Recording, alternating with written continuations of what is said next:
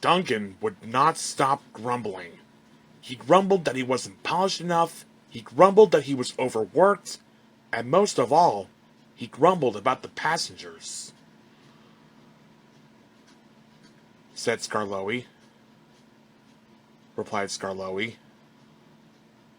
Said Peter Sam. Began Skarloey. Murmured Peter Sam. Continued Skarloey. Huffed Duncan. He had stopped on a viaduct and hadn't cared at all. Continued Skarloey. One wet and windy afternoon when the rails were damp, Rheneas was traveling home with a full train. There were even passengers in the guard's van. It wasn't a comfortable ride at all. Rheneas' wheels kept slipping, and it was a steep climb. At last, his wheels gripped the rails again. He thought. But they weren't. He groaned. And Rheneas stopped on the loneliest part of the line. His driver examined him carefully. Replied Rheneas. Rheneas did his best.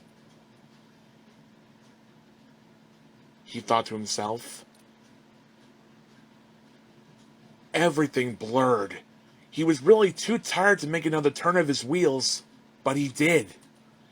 And another, and another, and another.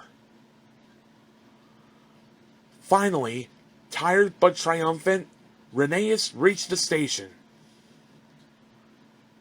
He wheezed. Said the passengers. His driver was delighted. He said to Rheneas. Smiled Skarloey. Whispered Duncan. The next day, Rheneas came home. All the engines were there to greet him. Edward pushed his truck to the siding, where he was lifted onto his rails.